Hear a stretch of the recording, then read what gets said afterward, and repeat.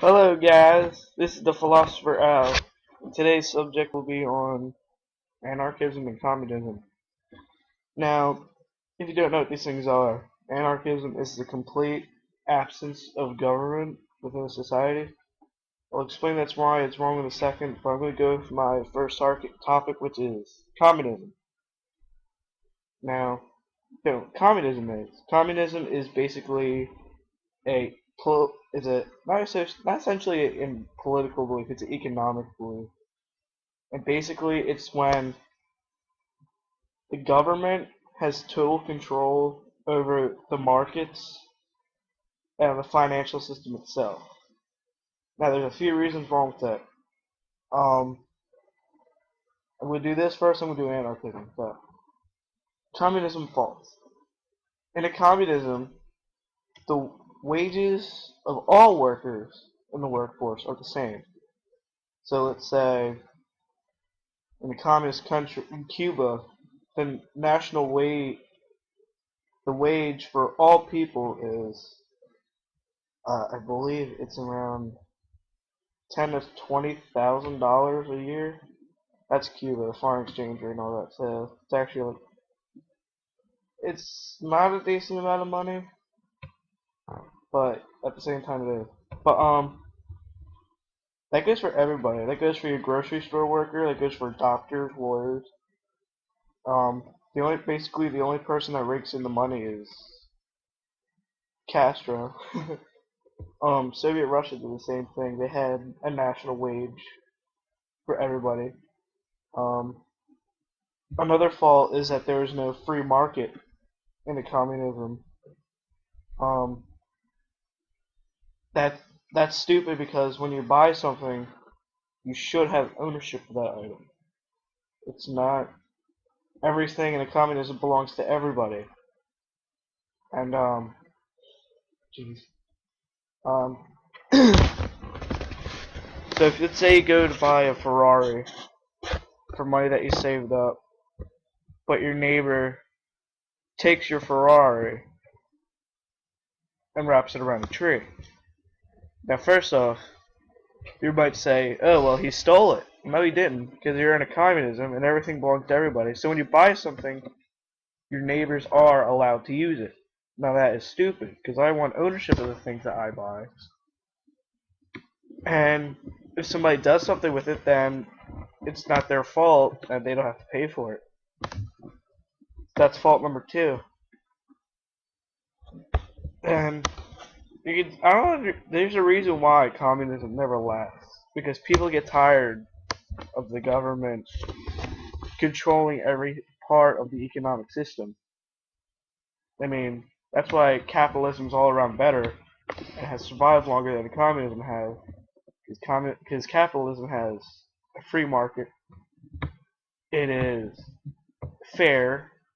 I mean, communism protests that the bankers they control the economic system and they're the reason why we're in a recession and blah blah blah. Well, that may be true, but that's not capitalism. It's corporatism. There's a difference between capitalism and corporatism. A lot of communists mistake corporatism for capitalism, when in reality, capitalism works and communism doesn't. I mean, you can see that all the communist nations that fell, you got Soviet Russia that fell after 80 years or so. You got all these other all these former Soviet republics that are starting to convert to capitalism. You got China is starting to have a large capitalist revolution. Gotta keep an eye out for that. And Raul Castro's Cuba is starting to convert to capitalism because he has seen the evil through communism. But now I'm gonna talk about anarchism and why I just gotta say it.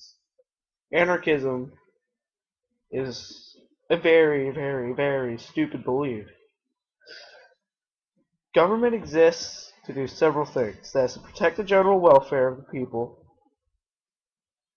and to organize the people in production. is probably one of the most important things. Now, if you cut government out, like anarchists claim, several things will happen. One, disorganization of society and the people. This is bad, because production would stop, people wouldn't care about anything else, and all sorts of violence. I mean, they say, oh, you can set a volunteer thing. Well, isn't the volunteer thing government? I mean, come on, it's what you do in government. You volunteer to keep the people organized. Oh my gosh, these people. Um, Another thing with anarchism is there will be no currency system because the currency is provided by the government and not the people. So there will be no currency. I mean, you could go to a barter economy, which would be better. Well, it wouldn't be better, but it would be more important than the current United States financial system we have right now, the Federal Reserve and all the other crooks who run it. I'll probably make a video about the Federal Reserve in a while, but so that'll probably be the only good thing that'll come out of anarchism is a barter economy. Because at least things will be worth something again. Other than that, there really is no basis. And second of all, anarchism is bad. With no organization, we have no army. And we have no army that leads a way for another country to come and take over here without a cinch, basically. I'm pretty sure you don't want to be speaking Chinese or anything else like that. If you do speak Chinese, no offense, but I don't want another nation coming in here and taking over here just because we resorted to throw our government out and become disorganized. 3. The government's job is to protect the general welfare of people. Now, most anarchists believe, especially those anarcho-primitivists, whatever the heck they're called, believe that we should go back to hunter-gatherers. Not everybody can take care of themselves.